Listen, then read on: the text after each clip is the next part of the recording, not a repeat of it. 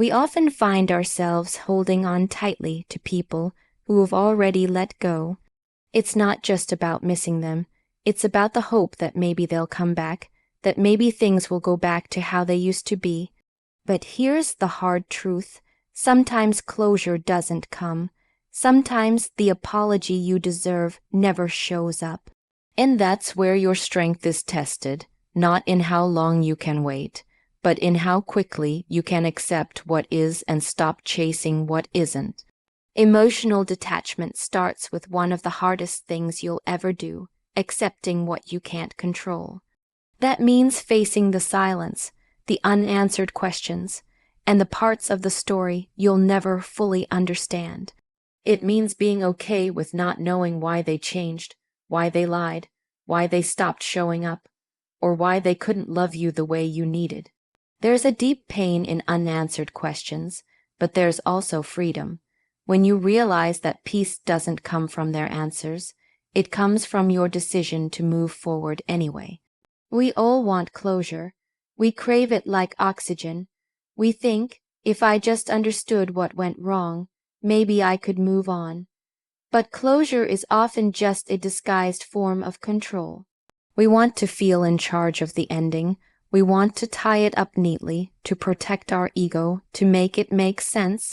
But life doesn't always offer that kind of tidy resolution. Sometimes people leave mid-sentence. Sometimes they disappear without explanation.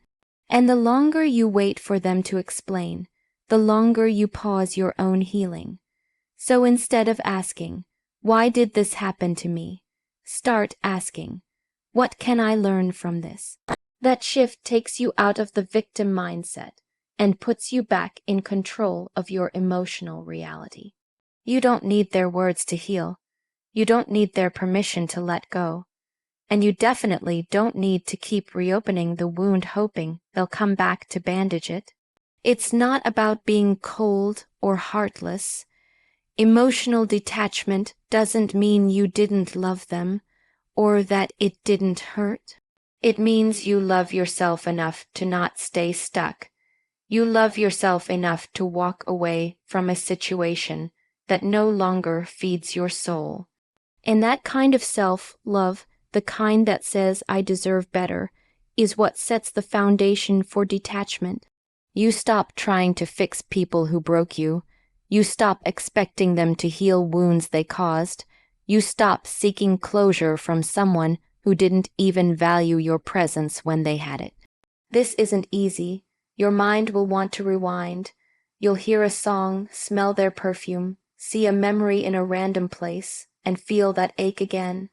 That's natural, but every time that pain resurfaces, you have a choice. Do you feed it or do you free it?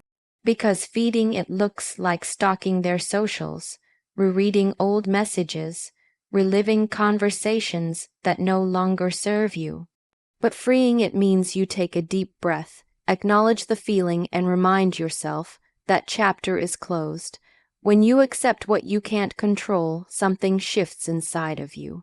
You stop chasing people who make you question your worth. You stop waiting for closure from those who gave you chaos. And you start reclaiming the power you gave away. Your healing is not in their hands. It's in your choice to stop holding on to what's already gone. And maybe the most powerful form of healing is silence. Not the silence they gave you, but the silence you choose. The kind where you no longer reach out, you no longer argue in your head, you no longer seek validation. That silence, that's peace, that's the beginning of emotional detachment. That's where healing lives. Detach not because you didn't care, but because you finally realized that caring alone was never enough to make it work. And your peace is too precious to waste on people who didn't see your value. Once you've accepted what you can't control, the next step in emotionally detaching from someone is cutting off the emotional triggers that keep dragging you back into that mental loop of pain and false hope. It's not enough to say, "I'm done," if your environment still screams their name. Healing requires action. And sometimes that action is as simple and as difficult as clicking unfollow, hitting delete, and choosing silence over stimulation. We underestimate how powerful emotional triggers are. One photo, one status update, one memory popping up on your phone, and suddenly you're spiraling again. You feel your chest tighten, your thoughts get cloudy, and your mood shift in seconds. That's not because you're weak. It's because your mind is still wired to associate that person with emotion, with meaning, with identity. Emotional detachment is not just a mental shift, it's a rewiring process. And to rewire, you have to stop touching the live wires. People say things like, "But I want to stay friends," or "I don't want to be immature by unfollowing them." But let me tell you something. There is nothing immature about protecting your peace. Emotional maturity is recognizing when something disrupts your healing and having the courage to walk away from it unapologetically. You're not deleting them out of spite. You're doing it because every time you see their name, it reopens a wound that's trying to close. Your brain doesn't know the difference between real time connection and digital presence. When you keep watching their stories, scrolling through old pictures, or checking who they're with, you're basically drinking poison and expecting to feel better.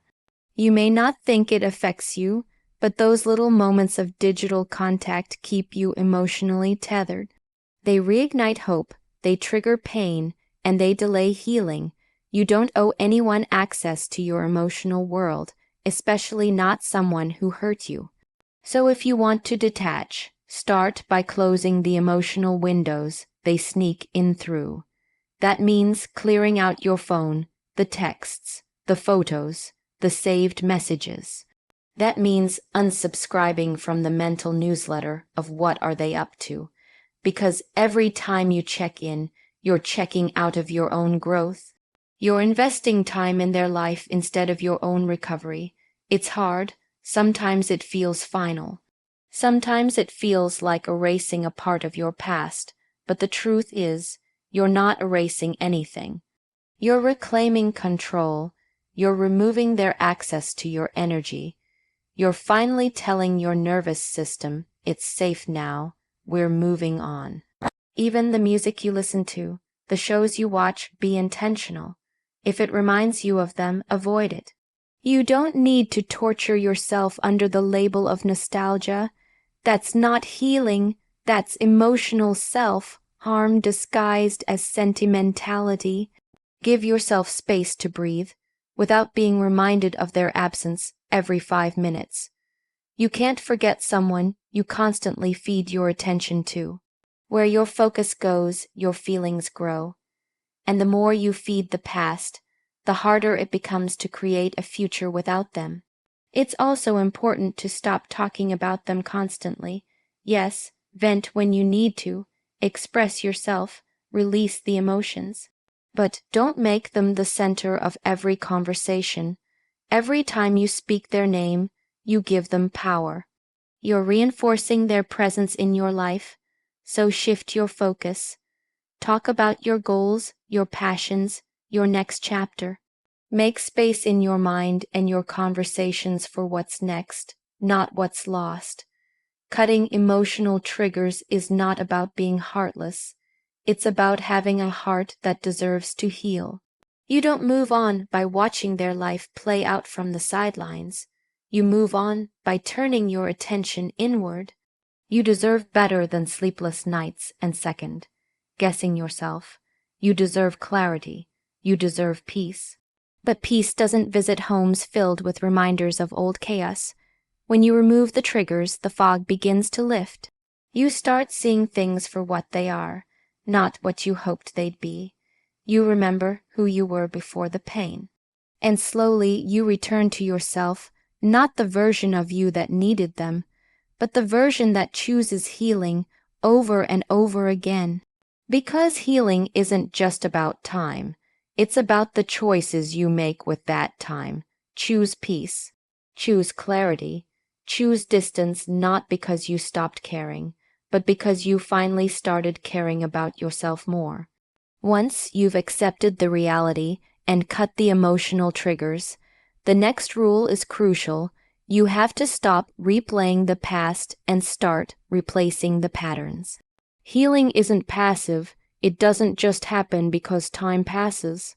It happens because you start making new decisions, building new habits, and creating new experiences that don't revolve around the person you're trying to detach from. Emotional detachment isn't just letting go of them, it's making space for you. The truth is, your mind is a creature of habit. It likes repetition, and when you've spent so much time thinking about someone, missing them, reliving moments, and wishing things were different, your mind becomes addicted to the loop. You start replaying the same memories like a highlight reel. The late night talks, the inside jokes, the way they used to look at you. You play those scenes over and over again like they're still real. But here's the thing, you can't heal in a place that only exists in your head. Those memories, as beautiful or as painful as they were, are not your present reality. They're echoes, and the longer you stay inside them, the harder it becomes to move forward. That's why you have to actively replace the old rhythms of your life. You have to shake up your routine, challenge your mind to focus on new things, and remind your heart that it can still feel joy without that person in it. Start small, go to different places. Don't revisit the coffee shop where you used to sit with them. Don't walk down the same street where you had that perfect day. Take a different route, find a new cafe. Join a different gym. The goal isn't to run away from your past. It's to create a new present that doesn't rely on it. Try new things that you never associated with them. Learn a skill, start a hobby. Take on something that demands your focus, your energy, your creativity. Not as a distraction, but as a declaration. You're telling yourself, there's more to life than what I lost. Every time you say yes to something new, you say no to staying stuck. You prove to yourself that life goes on, and not just in survival mode, but in growth. We all carry a playlist of memories. But you get to decide what plays next. Stop letting the same heartbreak anthem loop on repeat. Find a new rhythm. One that doesn't remind you of who you were with them, but who you're becoming without them.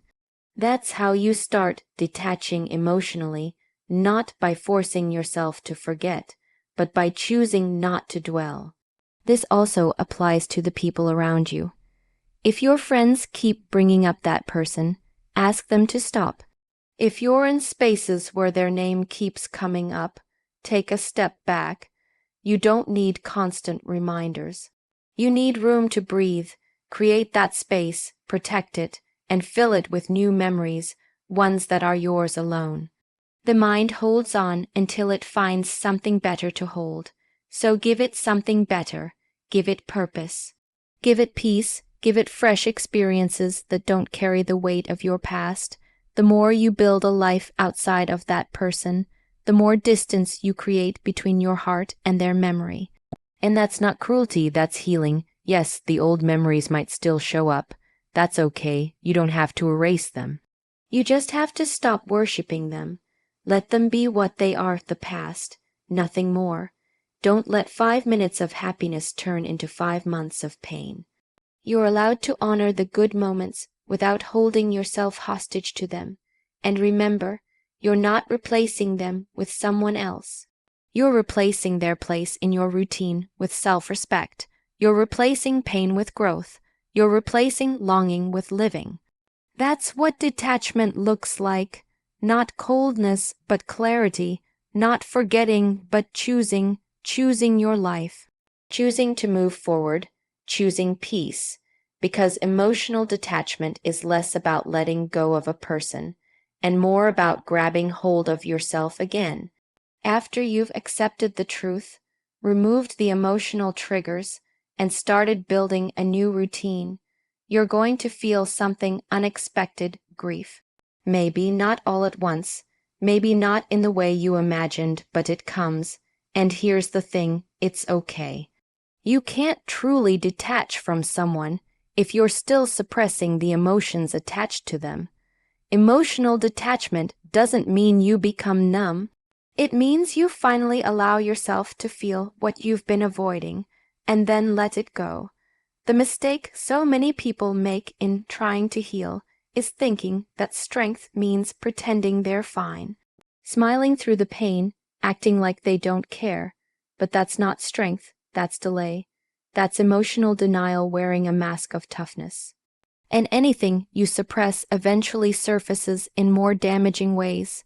If you want to move on, if you want to detach, you have to allow the hurt to rise, not to define you, but to release you. Sit with the pain, feel it, don't scroll past it, don't drown it in distractions, let yourself cry. Let yourself get angry. Let yourself ask the questions that have no answers. Let yourself feel disappointed, betrayed, forgotten, whatever it is, feel it. Because feeling is the bridge between holding on and letting go. The more you run from it, the more power it has over you. But the moment you face it, the moment you say, yes, this hurt me, is the moment you start taking that power back. The human heart wasn't designed to be a storage unit for unprocessed emotions. And yet, we carry so much the things we never said, the love we never received, the apologies we never got. But if you keep locking that away, it hardens you. It keeps you in survival mode. And no one thrives in survival mode. They just get through each day, numb and disconnected from themselves. You don't have to rush your healing. There's no timeline. But don't confuse sitting with your emotions with sitting in your pain forever. You process to release, not to relive. Feel it, name it, then let it pass. Emotions are like waves. They rise, they crash, and if you don't hold on to them, they go. You are not the sadness. You are not the heartbreak. You are the ocean that holds it all wide enough, deep enough, strong enough to handle it. And when the bad days come, because they will, don't panic. Don't think you're starting from zero. Healing isn't linear. One bad day doesn't undo all your progress. It's just a sign that something inside still needs space to breathe. Let it. Trust yourself. You're not going backwards. You're just being human. So if you're still crying over someone you've already blocked, still hurting from something that ended months ago, still waking up with a heaviness you can't explain, don't judge yourself. That's healing. It's messy, it's non-linear, but it's real, and it means your heart is still alive, still capable of feeling, still capable of growing. What you don't want is to become emotionally numb, because detachment born from numbness isn't healing, it's avoidance. You don't want to harden your heart so much that no one can reach it again. The goal isn't to stop feeling, the goal is to feel without falling apart. To cry and still stand, to hurt and still move forward, that's real strength. Eventually, the feelings will fade.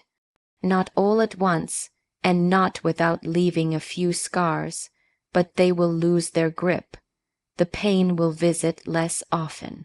The memories won't sting the same, and you'll find yourself breathing easier, sleeping deeper, laughing louder.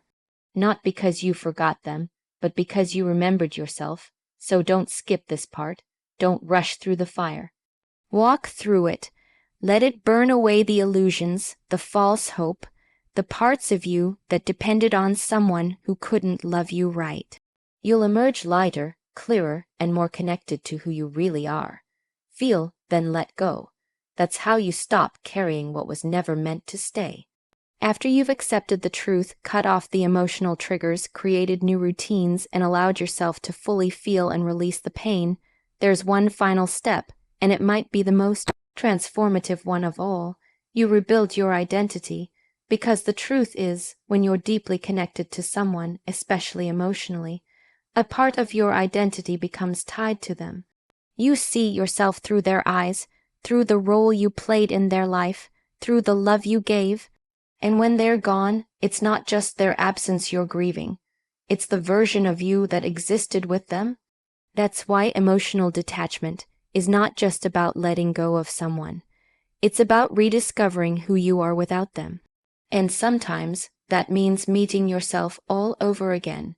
You start to notice how much you neglected your own needs.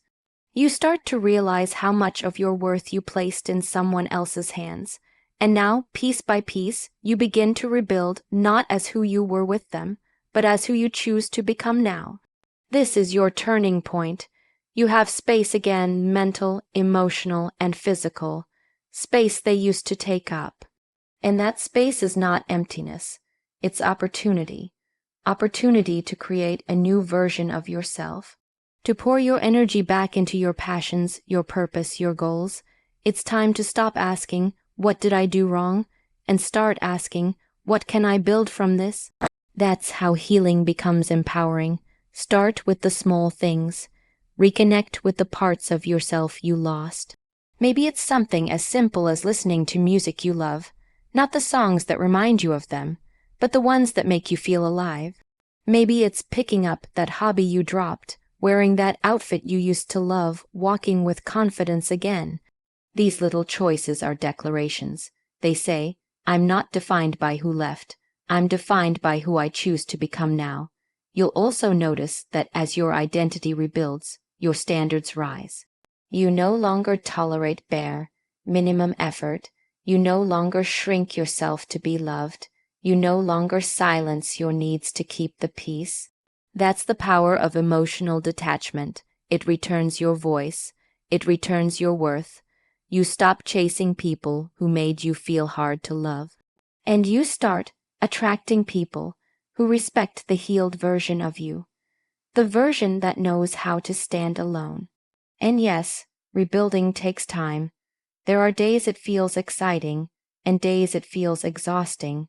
Some moments you feel empowered, and others you feel empty. That's okay. Growth is never one emotion. It's a process. But every step forward matters, no matter how small. Even the days you just get out of bed and remind yourself, I'm trying. Those days count. This is also the stage where your energy begins to shift. People will notice it. You'll carry yourself differently. Not because you're pretending to be okay, but because you're learning to be whole on your own. You're not desperate for validation. You're not chasing closure. You're not proving your worth to anyone anymore. And that quiet confidence, that's what real detachment looks like. The best part is, you don't need anyone's permission to reclaim your identity. You don't have to wait to feel ready. You just start with one brave choice, then another. And over time, you build a life so full of purpose, peace, and self-respect that the idea of going back to who you were before seems impossible. Not because that version of you was weak, but because you've simply outgrown them. You'll look back and see how far you've come. You'll see that you didn't just survive heartbreak, you used it. You turned pain into power, endings into evolution. And what's left is not just someone who moved on, but someone who leveled up. You're not who you were. You're stronger, wiser, and more in tune with your worth than ever before. Because in the end, emotional detachment isn't just about walking away from someone. It's about walking back to yourself.